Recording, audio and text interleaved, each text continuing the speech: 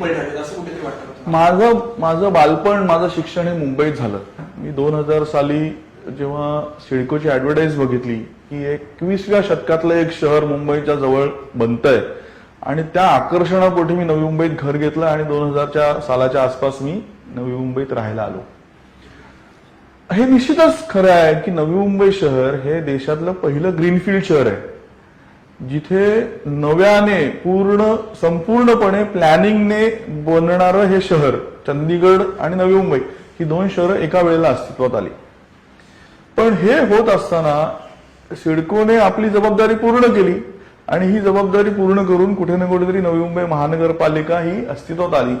आणि हे होत असताना जे काही जो काही उद्दिष्ट नवी मुंबईच्या जडणघडणी करता ठेवला गेला होता, आज 27 वर्ष पूर्ण झाल्यानंतर कुठे ना कुठेतरी याची एक ज्याला म्हणतो ना आपण सिंहावलोकन, की आपण काय पूर्ण करू शकलो, आपण कुठे उणीवा राहिला नवी मुंबई शहर घडवताना, काय करायला पाहिजे होतं आणि काय आपण करू शकलो नाही, भविष्यामध्ये आपण काय करणार आहोत, याविषयीची प्रत्येक राजकीय नेत्याची भावना ही त्याने मांडली पाहिजे, जेणेकरून मतदात्यांना आणि नागरिकांना याच्याविषयीचं आपलं मत नक्की करताना निश्चितच मदत होईल. त्यामुळे मी या मताचा आहे की ही चर्चा घडून आणली पाहिजेत आणि हे करत असताना एक खूप मोठी संधी नवी मुंबई शहराने दवडलेली आहे आणि याची भरपाई कशी होईल याच्याविषयीची मला निश्चितच एक चिंता आहे.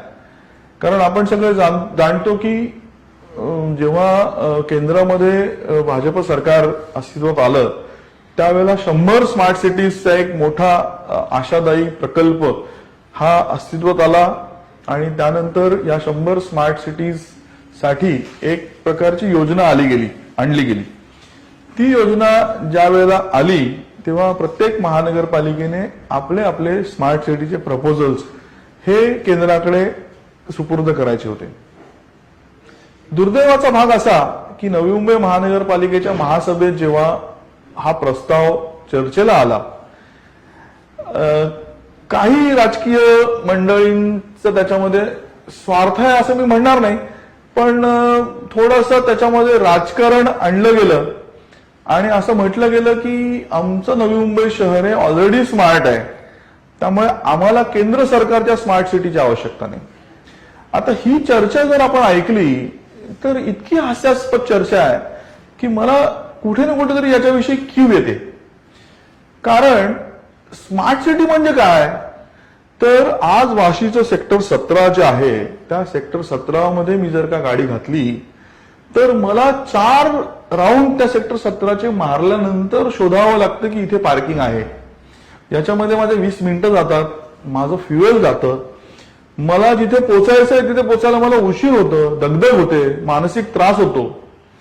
पण जर का आपण स्मार्ट सिटीचं प्रपोजल या शहरामध्ये जर ऍक्सेप्ट केलं असतं तर मी वाशी सेक्टर 17 मध्ये प्रवेश करण्याआधी मोबाईलवर चेक करू शकतो की नेमकी कुठे पार्किंग उपलब्ध आहे, मला फक्त त्या पार्किंगच्या जवळ माझी गाडी नेऊन पार्क करायची.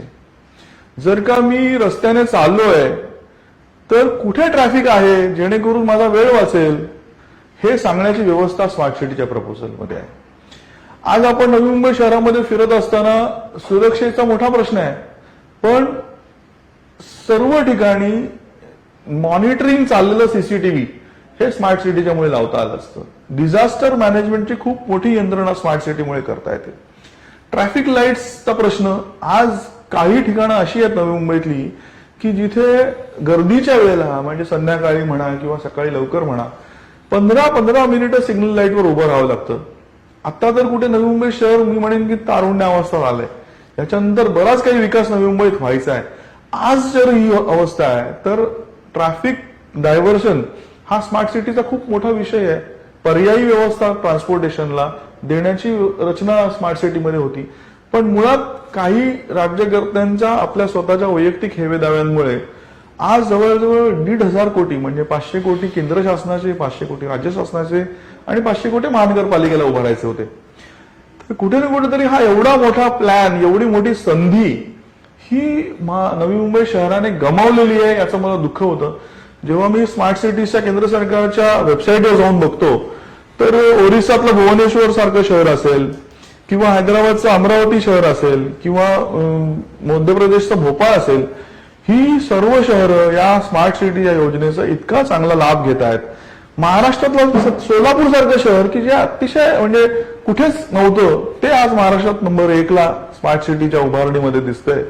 आणि हे इतकं चांगलं वेल प्लॅन्ड ग्रीनफील्ड शहर ज्याची मला वाटतं राज्यकर्ते म्हणजे केंद्र शासनातले सुद्धा काही अधिकारी वगैरे खासगीत म्हणतात की सगळ्यात जास्त स्मार्ट सिटीचं इम्प्लिमेंटेशन ग्रीनफील्ड शहरामध्ये करणं सोपं असतं. त्यामुळे अशी एक मोठी संधी ही नवी मुंबई शहराने गमावलेली आहे. आता याच्यावरती सोल्युशन काय, तर तेव्हा राज्यकर्त्यांनी तेव्हा जे काही महासभेत मंडळी उपस्थित होती ज्यांना कुठून फिडिंग मिळालेली मला माहिती नाही की आम्ही सक्षम आहोत स्मार्ट सिटी इम्प्लिमेंट करायला, पण मागच्या 3 वर्षामध्ये असा कोणताही एकही प्रस्ताव किंवा एकही विषय पुढे सरकलेला मला काही दिसला नाही. आयसीटी एस्टॅब्लिश करणं, ज्याला इंटरनेट कम्युनिकेशन म्हणतात, असा एक छोटासा 20 लाखाचा एक प्रस्ताव फक्त बजेटमध्ये दिसतो, पण त्याच्यावर प्रत्यक्षात काही झालेलं असं मला काही दिसलं नाही. त्यामुळे ही एक खूप मोठी संधी आपण गमावलेली आहे. नवी मुंबईकर